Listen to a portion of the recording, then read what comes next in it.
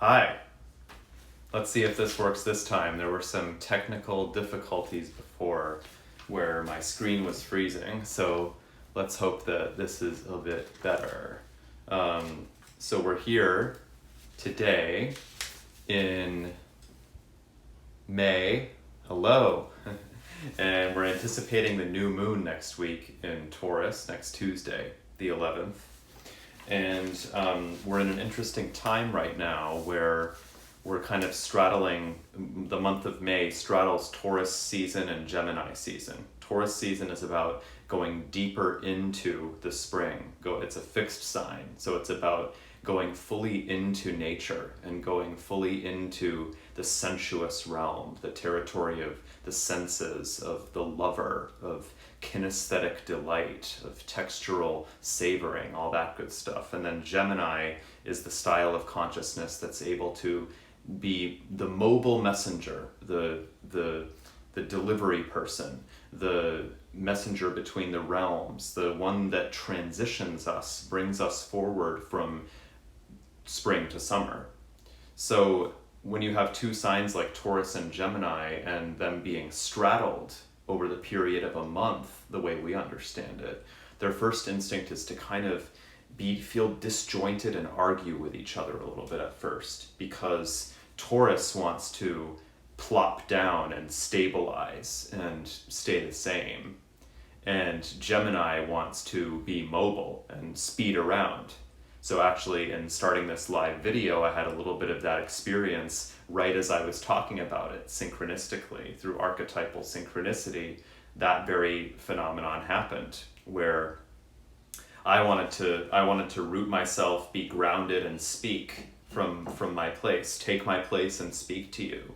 And yet there was some Gemini trickster force that made the connection on my screen, that made the connection cut out and my screen freeze. So I had to be mobile. I had to adapt to it. I had to get up and leap to the situation, figure out what was going on, use some of my nervous system, my mental energy, and then adapt, right? So another way to call it is that Taurus is the lover energy and Gemini is the storyteller energy. And another way of because the lover relates, the lover just wants to deeply relate intimately with something, right? That's another way of saying ground ourselves, like I'm talking about. Another way of saying ground ourselves is deeply relating with the ground or the place where I want to root. And then the storyteller, another way of saying storyteller is being mobile, doing that messaging action, doing the gestures of connecting and interweaving different ideas and different networks and different people. So another way of talking about this is the communicator, which is Mercury, and the relator, which is Venus. So we can do all the communicating in the world that we want to do. But as we're communicating, are we relating? We can communicate from here, right? And from here. But relating happens from here. Relating is a gesture of the heart.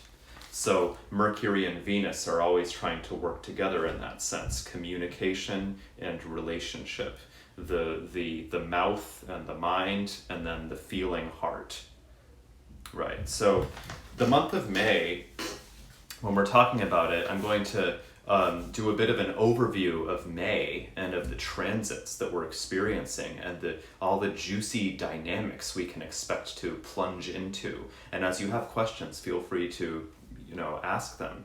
And always feel free to reach out to me with a private message, with a direct message if you need help, if you are seeking counsel on how this all affects your chart. I'm always here, I'm always available to help you. So basically the month of May we could imagine as a relationship between having visions, having deep vision and inspiration, and also having the know-how to ground those visions. So can we get visions and then ground those visions within clear communication? And there are many different forces that bring us to this dynamic, this complementary contrast between the ephemeral nature of the vision and the need to ground those visions within the clear messaging. So what do we mean by that? Well, we have several different crises going on. We have crises in both nature and in culture. And one of the meanings of the word crisis is really, it means a change. So a change in nature and culture. And when there are great changes in nature and culture, this is also the case in terms of the long term, the long haul. But this is immediately put under a microscope during the month of May right now for us to really laser beam focus on, is when you have great crises in nature and culture, great visions need to take root in the heart and be articulated through the mouth and through the body in order to respond to those enormous crises. So what's reinforcing this month? Well, Jupiter is moving into Pisces. Jupiter, the explorer. We can think of Jupiter as, Jupiter, yes, can be the teacher sometimes, can be the broad-minded, expansive ruler. In astrology, Jupiter is associated with the archetypal energy of expansion, and Saturn with contraction. But when we think of what expansion really means, Jupiter, if Jupiter were a character on the stage, Jupiter is the explorer. So Jupiter is helping us explore a cave. And Jupiter going into Pisces is, we have to explore the roots of those visions that are needed in order to respond to these natural and cultural crises. So within ourselves, internally and also externally. So we need clarity and vision. And the clarity comes from Saturn. Saturn stations retrograde on Sunday, May 23rd. So when Saturn stations retrograde, when a planet stations retrograde, that's an opportunity to review everything that planet represents. So Saturn going retrograde, it interiorizes the process of Saturn. It basically takes the Saturn within our psyches, and makes it look in the mirror at itself. And Saturn is all about structure, foundation, strategy, the ability to execute a plan, the ability to execute, to carry out executive functioning, right? So we could also say this is the strategist. Saturn is the strategist working strategy. So the interiorization of Saturn as Saturn stations retrograde prompts us to ask about, in the context of all of this Gemini communication energy, are we clear in our communications? To what extent do I have clear messaging about my ideals and my values? That's a question to ask when Saturn stations retrograde later this month, but to already be thinking about, because the messaging that we engage with right now will have a ripple effect over the next couple of months. So, and I'll answer this question. So you thinking it's time to speak out with our partners, or just sit and think and chat more telepathically, which I do more of lately? Thank you for that question. I think a little bit of both. I think there's a balance of silence and sitting in nature and just feeling the aliveness of the cells and the crickets, and if you have any nature around you, and just being the embodiment of listening on the one hand, and then speaking when it really feels connected. So I would actually lean more to the side of listening than speaking, because listening is where the juice is. We have to receive first in this case before speaking out. And since we're still in Taurus season, Taurus is really about the receptive mode, the yin, the listening mode. So that's what I would say. And I'm happy to unpack that more and to go more deeply into that as needed. So in terms of the new moon coming up, and I'm going to go briefly through some of the transits of May, and then I'm going to I'm going to deliver the shadow scope for this past week. I write shadow horoscopes, which are overall global horoscopes for the cosmic weather that's going on. And I do it as I'm experimenting with doing these shadow scopes as a kind of retrospective for the week that we've found ourselves in, and how to kind of a different way of imagining what we've been through during a certain week. And they're intuitive, they're contacted, which means that I go into vision and contact the entities, the figures that come through the shadow horoscope. So they're not so analytical, they're poetic. But first I'm going to go through some of May. So the new moon in Taurus. So Taurus is a sensual sign. Taurus is a sign about nature, right? Our relationships with nature, our relationships with plants and animals.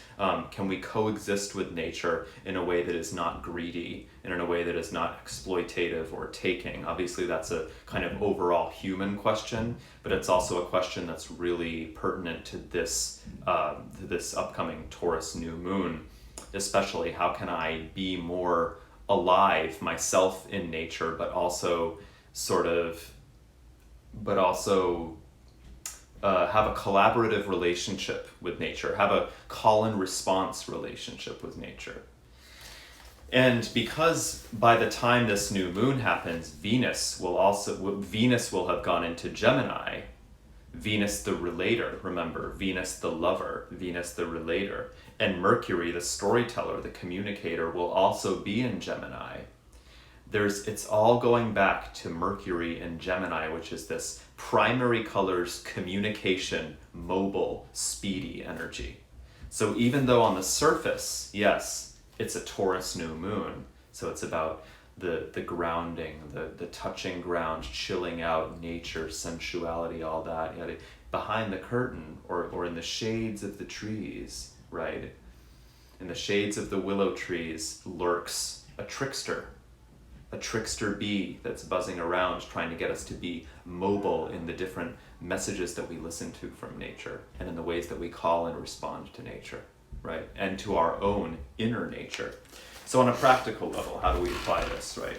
I mean, that in itself can be considered practical advice, because if you work from a magical perspective or even from the relationship of just being really connected to nature, you know that it's possible to talk to everything around you and to listen to everything around you. And this is, the Taurus new moon is a ripe opportunity for that. So, but also on the relational level, as in the human realm in terms of our daily lives, this is about, because there's so much communication and trickstery dynamic working behind the scenes here, this is about also putting out good messages and feelers now to kind of ready ourselves for a huge clean out and a welcoming of new guests as we go further into Gemini season, later May, and then throughout June. So what communication do you want to redirect, and what do you want to communicate to you? What feels natural? So think about those two parts of that question. And then where can your communicating move deeper into relating? Sometimes we can communicate, right? And it can feel like, okay, I'm connecting, but something's missing. It's like I'm connecting here, and like here, right here. But where's this? Oh, is my heart involved here? Oh, there it is. Oh, there's a relationship that has heart and soul, and where the communication feels like there's an even deeper wellspring from which the words bubble forth. So that's what we're looking for. We're looking for, again, Venus and Mercury, the lover and the storyteller, are always trying to work together. The lover needs its stories, and stories need to be told with love. Right? In this moment, in this seasonal moment, it's about trying to craft a love story. It's about trying to transform greedy gossip into love letters, basically. So think about this new moon as transforming greedy gossip into love letters. Where do you want to redirect your communication? and what do you want to communicate to you? Because that's going to have a huge impact over the dynamics of the next couple of months with the lunar eclipse in Sagittarius. The lunar eclipse in Sagittarius happening on May 26th, the Wednesday, May 26th. Now, the Gemini Sagittarius is the polarity of Gemini. So both of those signs, Gemini and Sagittarius, it's an axis that involves different kinds of whys. And why, I mean WHY, like why, wherefore, right? And Gemini involves the multiplicity, a kind of multiplicity of whys, many possible whys. And Sagittarius is the why behind the why behind the why. If anyone's ever done the psychological exercise of the 5 whys, it's like that would be Sagittarius asking, like you state a reason for something. Then Sagittarius asks why, and then you tell them the reason for that. And then they ask why, and then you tell them the reason for that, and they ask why. That's very Sagittarius. So because Sagittarius is a fire sign, Sagittarius can intuit a kind of deeper, fiery, burning purpose for things. So that's why Sagittarius is like the why behind the why, behind the why, behind the why. Why this? Oh yeah, and why that? And therefore, why that? Right. And Gemini is more like the whys that are multiple, that burst open the way for different kinds of solutions to emerge. So we have to get ready for different communications of whys and for being asked why we are doing certain things. This will be not necessarily exactly on May 26th, but around then. That's why laying the communication, right, the communication ground for thinking about what messages am I putting out there? Are they clear? Do they have to be clear, right? What messages am I putting out, and what messages do I want to get back? This month is all about messaging on different levels. Because of Venus in Gemini and because of Mercury in Gemini, that means that the undercurrent behind the scenes, if we really pull the curtain back, we see that it's all about that there's this process collectively of trying to clarify what sorts of messaging we are putting out there. Not just in social media, not just on the internet, not just in writing, but also if you think about the smallest details, like what messages are you sending your morning coffee? What messages does your morning coffee bring to you? Like all these different kinds of things. Do you talk with everything around you, or do you kind of shut it out? All these little subtle things, because Gemini is also about the little subtle things. I'm a Sag with Gemini moon and rising. I feel you, Chrissy. Yeah, I feel you. It's so that means this upcoming lunar eclipse is going to hit you. I shouldn't say hit. That's a violent word. It's gonna it could resonate very strongly because you have such strong placements in Gemini and Sagittarius. So the lunar eclipse on May 26th is like a big clean out, because that's what lunar eclipses are about, cleaning out the things that no longer belong, and it's a release of energy, and also an intuition of the deeper whys behind the surface level why. So that's something to be aware of. We're trying to be aware of the way we put out feelers of communication right now, so that we can, not just so we can get the results that we want, but just to be aware of that head-heart connection, the connection between, the words that come out and the feeling that's underneath, wanting the words that come out and the messages, even the nonverbal messages that come out, to have some root and some wellspring that's coming from that deep heart and soul place. And nature also wants that. Nature also wants that reaching down into the soil, of feeling. That's also what Taurus wants in the Taurus new moon. So we are, so we're in. Yeah, that's where we are. Taurus and Gemini instinctually argue with each other at first, but because they don't speak the same language, Taurus wants to root, Gemini wants to be mobile and speed around. But gradually we start to see actually there's a deeper network taking place. There's a web of connection points here.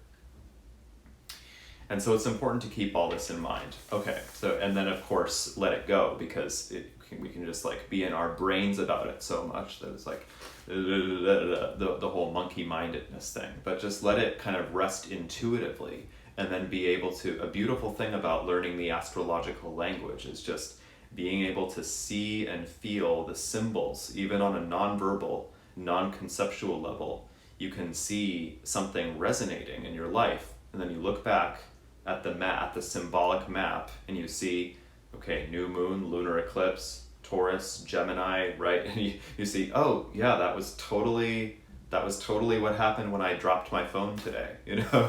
and so it's this amazing kind of point of orientation. Okay, so we are dreamers, we are explorers. Can we get visions and then ground those visions in clear communication? So where does the communicating and the relating, where does that connection come from between the mouth and the heart? That all this month connects with, the heart connects with those visions. That connects with letting those inspired ephemeral visions in, right? And it's not that we need to cramp those visions or label them or pigeonhole them, far from it. It's just that, you know, like a grindstone, like a woodcutter, or like someone who is really honing their craft. We are working on, we're being honed, we're being chiseled. Our visions are being grounded and clarified in a way that connects with others, in a way that connects with the material, different aspects of the material plane. Okay, so that's what May is about, getting the visions and then grounding them in clear communication. All right, and now, of course, on Saturday the 29th, this all kind of gets subverted in a sense when Mercury stations retrograde. That's when the next Mercury retrograde starts, is May 29th.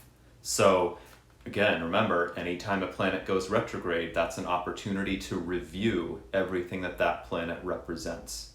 So Mercury, another way of saying Mercury is, we could say the communicator, we could also say Mercury is the storyteller. So how am I telling stories? What stories am I telling myself? How am I communicating? Am I also relating when I am communicating? All these themes we've been talking about. And that's why during Mercury retrogrades, so many things happen with transportation, or rather mishaps with transportation occur.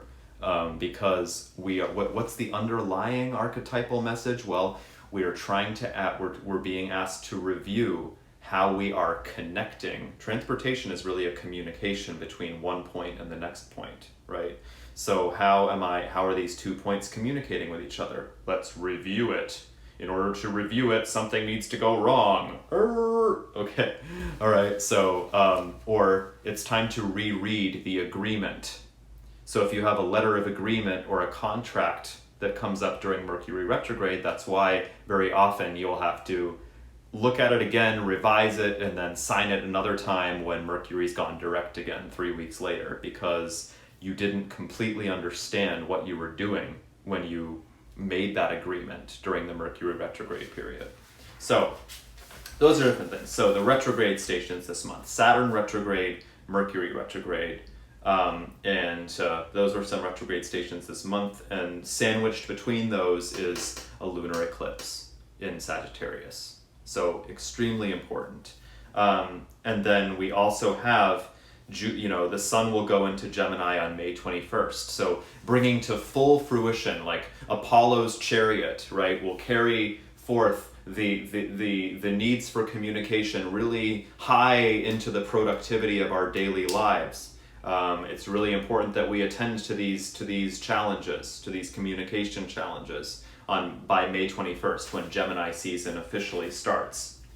And Jupiter going into Pisces is again, Jupiter is the teacher, yes, the ruler in some sense, and the expander, but more, I think, on point, Jupiter is the explorer. So Jupiter is helping us explore the way that we can communicate our visions in a way that comes from the heart and that comes from the place of inspiration. So that's May in a very condensed as possible nutshell. And so now what I'd like to do is I'd like to read the shadow scope of the week. And I'd like to just, when I write shadow scopes, when I write these kind of invocations and these descriptions of the astrological weather of the week and how it's affecting maybe our feelings and our behaviors and our attitudes, I'd like to emphasize that these are not analytical, that they're contacted. They involve, they go into vision, that I go into vision and I contact these different kinds of points in a way that is difficult to explain, but if you work with active imagination or visionary meditation or visionary magic, you might be able to get what I mean. It's that's all just to say that what I'm going to kind of read is it comes from an intuitive place, but it also comes from a place of having analyzed the weather, within the astrological language of the week beforehand.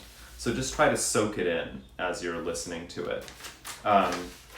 And just to review, this week we had the Sun square Saturn, right? The sovereign was challenged by the strategist.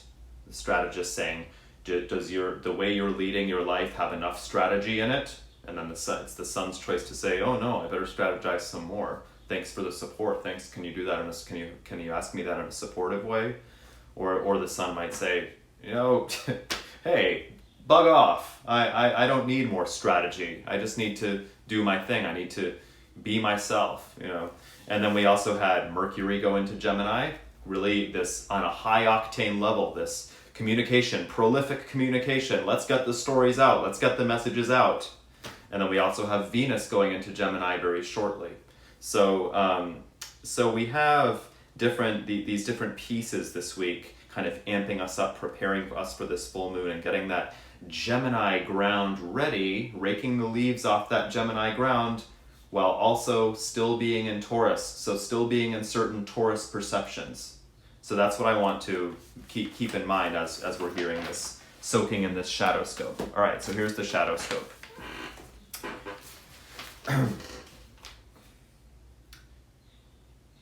Even the attachment to sameness, the resistance to change, the feeling of poverty and lack itself contains music, says a chicken, its formidable gaze speaking to humanity as a whole while overlooking a charnel ground of carcasses. This guiding chicken perceives the tyrannical reins upon the tides of change over the past week. The dictator's grip, as we stand in military uniforms, knowing that bread and shelter vanish moment by moment like quicksand. Keeping everything the same, we lick the bottom of the subway rails and the barrels where tiny crumbs disappear. Inside the soggy walls of roach-infested dim rooms, we huddle under surveillance of these militant status quo commands to keep the illusion of permanence. Memories, or parallel sounds, of lives as the non-binary animals we are, persecuted in the desert by a stampede of fast-galloping saboteurs, invite our awareness to accelerate toward death. Becoming a vision of carcasses, we feel the ultimate gravity of lack and persecution, clutching, descending, speeding up the acceptance of change. The hunted poultry, wisdom cloaked in vulnerability, invites us to rebalance the food chain. Vibrations of the sweetest symphonies permeate the desert of corpses. Descending through our hard limits, our chicken shit clucks becomes musical utterances, pummeled and liberated into stardust.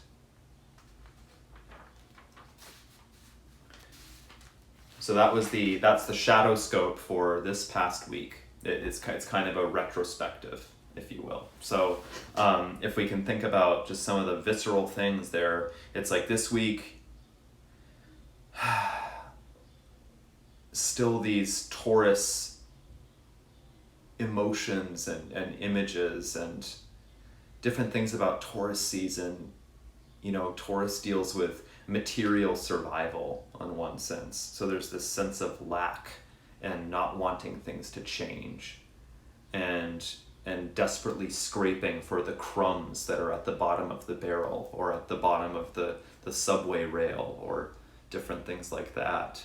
And then, you know, the opposite of Taurus is Scorpio. And Scorpio, in one sense, is death and also rebirth. So this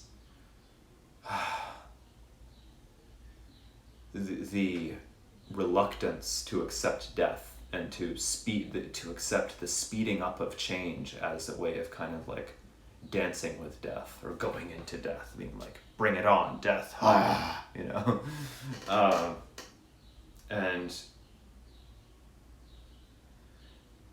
this guiding chicken as kind of overseeing it all, and something that we hunt and that we eat for our sustenance and our survival,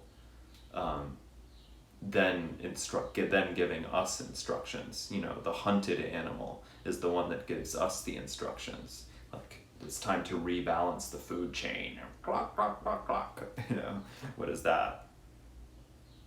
So I don't have I'm not wrapping it up into a neat meaning or anything like that, but some of the you know, one of the goals with these is like, or one of the things I wish to communicate with these writings is that to give a space for what we might perceive as the darker aspects of the experiences that we go through. So it's not all like love and light, you know, always the positive aspects of this or that zodiac sign, you know, but it's like the with shadow horoscopes, nor is it, I want to say, you know, shadow work in a sense of, you know, that's a term that's very kind of branded at this point, I guess, but just that these are trying to give some space for the darker aspects of the styles of consciousness that the different zodiac signs and the different planetary transits for the week represent. So that's why, you know, why this like imagery of licking the bottom of a subway rail, or like scraping for the breadcrumbs, or this chicken overlooking a charnel ground of corpses, or different things like that. Every sign and every planet, every archetype, we could say, contains both. It contains both the light and the dark, and we have to hold space for both. We have to honor both. The dark is a source, as you know, the dark is a source of creation. The dark is a source of artistry. The dark is a source of inspiration. So, and I'd like to just offer, excuse me for one sec, I have, you know, sometimes when I go into these visions and I contact these things through intuition, I turn to books like this. This is one of them. Like, this book is the Book of Symbols. It's like an encyclopedia of all these different symbols. And sometimes when I get these connections through vision, I go into the Book of Symbols. I say, what does the Book of Symbols have to say about this? Not as a way of defining it, but just as a way of kind of amplifying my perspectives on what that image, or what that, in magical terms we would say, what that inner contact represents. So, or what it embodies, what it expresses. So the chicken, or the hen, or the rooster, as it's put in here, that Mercury took the form of a rooster as guide to the underworld. So if we think about it, Mercury is one of the big things we're talking about. We're talking about the storyteller. And that chicken in that shadow scope told us stories, right? Told us stories about, and invited us to rebalance the food chain. And I mean, there's the phrase, what comes first, the chicken or the egg, right? And so the egg is this huge, it's this primordial image, right? Alchemy depicted the germ of the egg contained in the yolk as the sun point, the infinitesimally small invisible dot from which all being has its origin. So there's almost this message of there is still movement. The descent into death and the descent into lack is not a permanent descent. There's always still movement, also aided by Mercury as the psychopomp. Mercury guiding us through the underworld, guiding us through that charnel ground of corpses, right? But part of what's required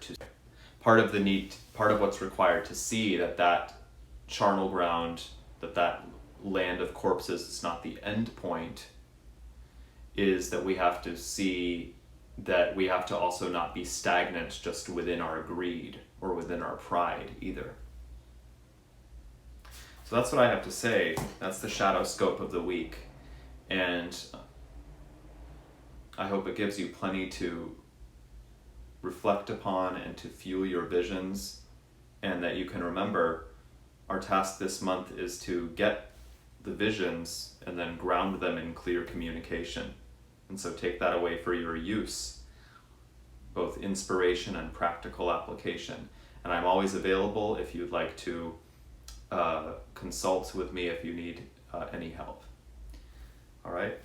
Wishing everybody well. Have a great weekend. I'll see you next week.